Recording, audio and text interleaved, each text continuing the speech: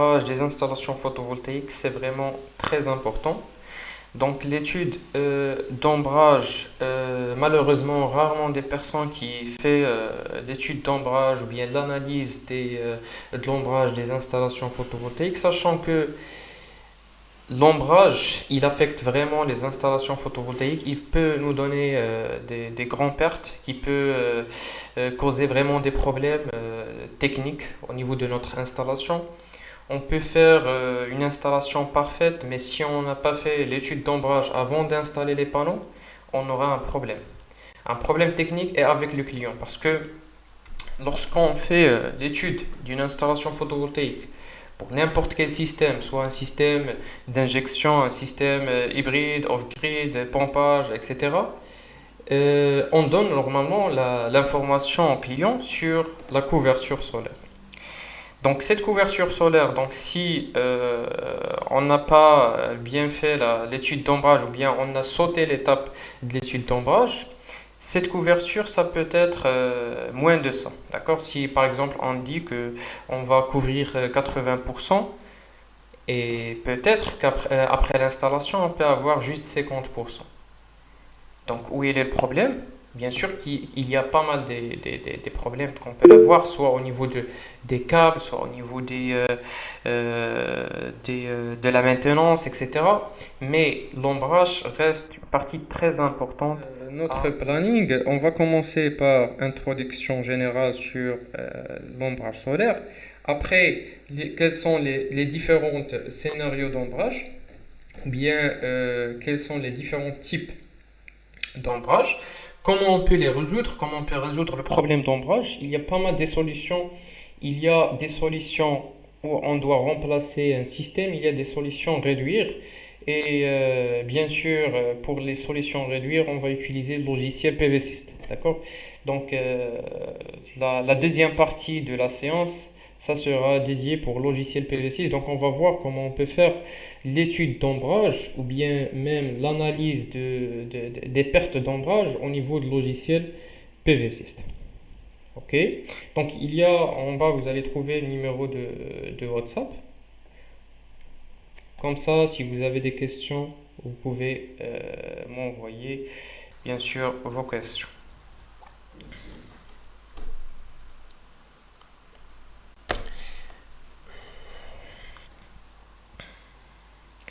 Alors, on commence. Donc, si on a un ombrage au niveau d'un panneau, donc l'ombrage au niveau d'un panneau ou bien d'une cellule photovoltaïque, ça peut vraiment causer des problèmes dans toute la série de panneaux. Donc, si on a une série, par exemple, des 10 panneaux, il y a un panneau où il existe d'ombrage, soit un ombrage partiel ou bien quoi que ce soit, il peut causer des problèmes sur toute la série. Donc, de l'ombre sur les panneaux photovoltaïques entraîne une perte de production. D'accord? Donc, cette perte-là varie en fonction, bien sûr, de la densité, de la hauteur et de la taille en général de l'obstacle. Donc, il serait bon de quantifier l'importance de la perte avant d'entreprendre l'installation photovoltaïque. Et avant, bien sûr, de donner un devis et de dire au client, voilà, vous allez couvrir tel pourcentage. D'accord? Donc, on ne peut pas dire, vous allez couvrir 80% et on n'a pas bien calculé cette production-là. Parce que lors de la réalisation d'un bilan de l'étude et d'étudier l'énergie produite d'une installation, on doit vérifier les différents obstacles. Et c'est pour ça que les logiciels de 3D sont vraiment très importants de les maîtriser au niveau du domaine photovoltaïque. Dans le cas de l'ombrage, il existe deux types. Il y a l'ombrage partiel. Lorsqu'on dit un ombrage partiel, c'est un ombrage qui laisse passer en partie les rayons des soleils. D'accord? Ou bien il y a un ombrage total. L'ombrage total, c'est un ombrage complet, ce qui vient couvrir le panneau à 100%. Donc soit avec de la couverture, ou bien saleté, etc. D'accord? Donc, lorsqu'on dit la cellule ombragée, va donc imposer son intensité en tant qu'intensité globale. Donc, dans le cas des scénarios d'ombrage, Le premier scénario, c'est l'ombrage localisé. Donc, d'après la photo A et B, on voit bien qu'il y a des cellules. Donc, si on prend par exemple un panneau de 60 ou bien de 72 cellules, il existe trois zones. D'accord? Chaque zone, il contient des cellules en série. Et chaque zone, il est connecté avec diode bypass. Donc, c'est pour ça qu'il y a trois diodes bypass. Alors, maintenant, on va voir le cas de l'ombrage localisé. Si on a, par exemple, une feuille soit tombée sur le panneau, normalement, ça n'allait rien qu'une feuille, mais elle peut vraiment suffire à amputer sérieusement l'énergie produite. D'accord? Donc, quand nous plaçons la feuille sur une cellule, celle-ci ne peut plus générer de l'électricité. Et ça va causer le problème au niveau de toute la zone. Donc, s'il y a une feuille, par exemple, pour cette cellule-là, il va, d'accord, arrêter la production de cette zone 3. Et on peut dire que ce panneau a perdu 33% des pertes de puissance. Donc il y a 33% des pertes de puissance parce que donc c'est 1 sur 3 au niveau de la production totale de notre panneau puisqu'il existe 3 zones.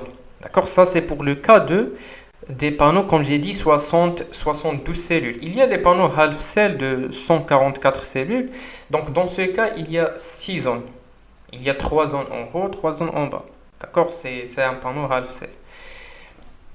Donc les panneaux half cell, entre parenthèses, vont nous permettre de réduire un peu le problème d'ombrage et on va voir ça au niveau de logiciel PV System. Le scénario 2, c'est l'ombrage linéaire en orientation paysage. D'accord? Donc ça, c'est dans le cas des installations en paysage. Bien sûr qu'il y a deux types d'installation des panneaux, soit en paysage, soit en portrait. Ok? Donc en paysage, l'ombrage linéaire, il peut causer une chute de puissance de 33%. D'accord? Donc si par exemple on a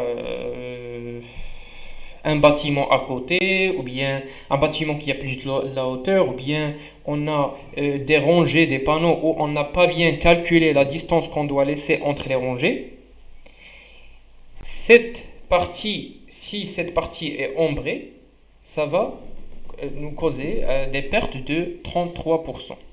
Ok? Donc si on a un panneau de 295 watts, on aura 198 watts. Donc 33% des pertes. Ok? Ça c'est dans le cas des installations ou bien l'orientation des panneaux en paysage. L'orientation des panneaux en portrait avec l'ombrage linéaire, toujours, on peut avoir des pertes ou bien une chute de 100%. Ça, c'est beaucoup, bien sûr. Donc, il est vivement recommandé d'installer les panneaux en paysage. La plupart des installations, c'est en portrait. Donc, bien sûr qu'en portrait, il y a pas mal des avantages, mais il y a toujours des inconvénients. D'accord? Parmi l'inconvénient des installations en portrait, c'est le problème d'ombrage. Donc, si on n'a pas bien calculé la distance entre les rangées, ou bien on n'a pas pris en considération l'emplacement optimal des panneaux, on n'a pas bien vérifié les différents obstacles, l'installation du système en portrait peut être vraiment un problème pour nous et ça peut causer vraiment un grand problème comme par exemple dans ce cas-là on aura des pertes de 100% parce que cette partie est ombrée. D'accord? Cette partie-là est ombrée. Donc comme vous voyez, c'est à peu près chaque 4 cellules de chaque zone est ombrée. Et on a dit bien que c'est une cellule de la zone, par exemple 1 est ombrée, va causer le problème pour toutes les autres cellules de la même zone. Donc si il y a cellule ici ombrée, l'autre de la zone 2, l'autre de la zone 3 ombrée, donc on aura un problème critique au niveau de notre installation. Donc si on va installer, et surtout les installations en portrait, on doit vérifier bien le calcul entre les rangées. Et ce n'est pas juste le calcul entre les rangées, mais on doit vérifier même les obstacles. Parfois, si on a juste un cheminée, ou bien il y a un parabole installé dans la toiture, ou bien il y a un bâtiment à côté où il y a plus de la hauteur, ça va causer vraiment un problème.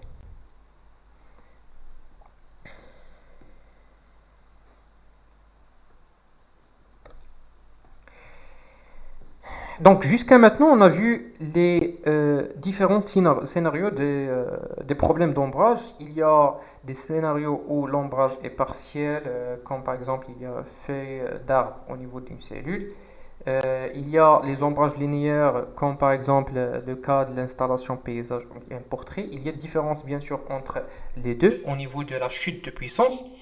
Dans tous les différents scénarios, il y a bien sûr des solutions qu'on peut les utiliser. Il y a, par exemple, une première solution, c'est d'utiliser plusieurs branches de panneaux. Donc c'est très important lorsqu'on va faire une installation photovoltaïque et on a beaucoup d'ombrage, ça sera mieux d'installer des panneaux en parallèle que d'installer en série. Par exemple, si on a 20 panneaux, on va les installer et qu'il y a l'option d'installer les 20 panneaux, par exemple 10 panneaux en série et les deux séries en parallèle, ça sera mieux pour réduire les pertes d'ombrage. Ok? Ou bien d'installer plusieurs onduleurs de chaîne au lieu d'installer un onduleur. Par exemple, si on a une installation de 60 kW, ok, et qu'il y a beaucoup d'ombrage, ça sera mieux d'installer deux onduleurs de 60, deux onduleurs plutôt de 30 kW, au lieu d'installer un onduleur de 60 kW. Cela va nous permettre de réduire grande partie des pertes d'ombrage. Ça, c'est la solution 1. Solution 2, c'est d'utiliser les micro-onduleurs. Cette solution, c'est vraiment très important. Déjà, c'est quoi un micro-onduleur? Le micro-onduleur, c'est un convertisseur DCAC qui va nous permettre de convertir le courant continu des panneaux en courant alternatif. D'accord? Et on peut dire dans les installations micro-onduleurs qu'on a des sous-champs au niveau d'un champ photovoltaïque. D'accord? On a des sous-champs au niveau d'un champ photovoltaïque. Par exemple, si on a 15 panneaux installés, et si les 15 panneaux sont installés avec un onduleur de chaîne, ça c'est un champ photovoltaïque. Par contre, dans le cas des micro-onduleurs, chaque panneau il est installé, ou bien chaque deux panneaux ils sont installés avec un micro-onduleur. Ok? Dans ce cas, on aura à la sortie de chaque deux ou bien un panneau le courant alternatif. Et bien sûr, on va les connecter entre eux pour avoir un champ PV. Donc, le but des micro-onduleurs, il y a pas mal de buts. Le premier but, c'est de réduire le problème d'ombrage. Parce qu'ici, si on a l'ombrage au niveau de ce panneau-là, il ne va pas affecter sur les autres panneaux. Il n'y a pas connexion serrée. Chaque panneau, c'est un champ photovoltaïque. Donc, s'il y a un problème au niveau de ce champ-là, il ne va pas affecter les autres champs. Ok, ça c'est la première chose. Deuxième chose, au niveau de système de supervision, entre parenthèses, les systèmes monitoring. Un système monitoring, c'est un système qui nous permet de suivre l'installation photovoltaïque à distance, soit sur téléphone portable, soit sur l'ordinateur, en général sur l'application de l'onduleur qu'on a installé. Dans ce cas, on peut vérifier le problème de chaque panneau au lieu de vérifier l'installation en général. Donc si on installe des panneaux avec un onduleur de chaîne comme on a sur cette photo-là, normalement, on va, avec un système monitoring, on aura vision sur l'installation en total, donc la production de l'installation. Par contre, si on a installé des micro-onduleurs comme SolarEdge ou bien InPhase, etc., pour chaque panneau, on peut vérifier leur production en détail. Donc chaque panneau, s'il y a déjà un problème au niveau d'un panneau, on peut voir à distance qu'il y a un problème, soit un problème d'ombrage, soit un problème de nettoyage, soit un problème technique au niveau des câbles, etc. Donc, jusqu'à maintenant, on a parlé sur les avantages des micro-onduleurs. Par contre, les inconvénients des micro-onduleurs, c'est le coût. D'accord? Donc, si on va installer pour petit système, pas de problème. Si on va installer pour les grands systèmes, ça sera mieux d'aller vers les optimiseurs. D'accord? Les optimiseurs, c'est des appareils qui vont nous permettre d'avoir les mêmes objectifs des micro-onduleurs. D'accord? Donc, les optimiseurs, de la même manière, sont connectés avec un optimiseur par panneau. L'optimiseur, ce n'est pas un onduleur, donc c'est un convertisseur DC-DC. Donc, ce n'est pas un onduleur qui va nous permettre d'avoir l'alternative à la sortie. Dans ce cas, on est obligé d'installer un onduleur de chaîne. Donc, les optimiseurs, c'est des appareils qu'on va les ajouter. D'accord? Chaque panneau a un optimiseur. L'optimiseur va nous permettre de réduire le problème d'ombrage, de la même manière comme les micro-onduleurs. D'accord? Et il va nous permettre de superviser notre système en détail. D'accord? Donc les optimiseurs, c'est surtout pour les grandes installations, à peu près plus de 3 kW crête, on peut aller vers les optimiseurs. En général, si on a beaucoup d'ombrage et que on a déjà décidé qu'on va installer micro-onduleur ou bien optimiseur, ça sera mieux de faire un devis pour les deux et de vérifier leur rentabilité. D'accord? Comme ça, on va être plus réel et de vérifier le temps de retour sur investissement, bien sûr, le TRI. Si le TRI il est moins pour le cas des optimiseurs, ça sera mieux d'aller vers les optimiseurs. Sinon, on peut utiliser les micro-onduleurs. D'accord? Donc, jusqu'à maintenant, on a vu les différentes solutions où on va ajouter des appareils, soit de mettre des panneaux en série, etc. Par contre, avant d'aller vers ces différentes solutions, ça sera mieux de faire l'étude d'ombrage en première lieu. D'accord? Donc, avant de dire que je vais installer des micro-onduleurs, je vais installer plus des panneaux en série, ça sera mieux de vérifier est-ce qu'il y a déjà beaucoup d'ombrage ou non. Est-ce qu'on peut résoudre ce problème-là juste en modifiant l'espace, bien l'emplacement des panneaux, ou bien de faire des modifications au niveau de la distance entre les rangées, etc. Donc ça sera mieux. Toujours lorsqu'on va réduire à la source, ça sera mieux de remplacer le système. Dans ce cas, on va utiliser deux logiciels. On va utiliser le SketchUp. Le SketchUp, c'est un logiciel 3D qui peut être utilisé pour n'importe domaine, soit l'architecture intérieure, etc. Nous, on va utiliser le SketchUp pour réaliser un dessin 3D et on va ajouter l'extension Scallion pour réaliser un dessin 3D d'un projet solaire photovoltaïque. Et cela va nous permettre bien sûr, de réaliser notre dessin 3D et après, on va l'exporter vers PVSys. PVSys est un logiciel solaire photovoltaïque qui nous permet de réaliser le dimensionnement d'une installation PV pour n'importe quel système photovoltaïque. Et au niveau de PVSys, il y a même l'étude d'ombrage. D'accord? Donc, on peut étudier l'ombrage de notre installation au niveau de PVSys. Et on peut analyser les pertes. Et ça, c'est très important. Au niveau de rapport de PVSys, il y a cette courbe. D'accord? Lorsqu'on va étudier l'ombrage de n'importe quel projet, le PVSys, il nous donne cette courbe-là, dépend du dessin 3D qu'on a ajouté au niveau de logiciel PVSys. Et cela, je vais l'expliquer à la deuxième partie de la séance. Ok? Donc, au niveau de cette courbe-là, vous voyez bien qu'il y a la hauteur du soleil, l'azimut. Cette courbe dépend de la localisation du lieu. Okay? Si on prend par exemple un lieu à Tanger, on peut avoir la hauteur du soleil pour le mois de décembre et à midi, c'est à peu près à 30 degrés. D'accord? Mais bien sûr, la hauteur du soleil variable chaque heure et chaque mois, il y a une variation au niveau de la hauteur. Donc décembre, c'est toujours le mois critique où il y a moins de la hauteur du soleil. C'est pour ça que pour le mois de décembre, on aura toujours plus de pertes d'ombrage. Et ici, c'est bien clair, c'est que si on prend les pertes d'ombrage de 40%, pour le mois de décembre, on peut avoir des pertes de 40% 7h30 jusqu'à à peu près à 9h. Voilà, 9h. Ça, c'est des pertes de 40%. Et de 16h30 jusqu'à 18h. Ok? Ça, c'est pour le cas de décembre. Donc, si on compare avec juin, pour juin, déjà, il n'y a pas des pertes de 40%. Donc, il y a juste de 6h à 6h30.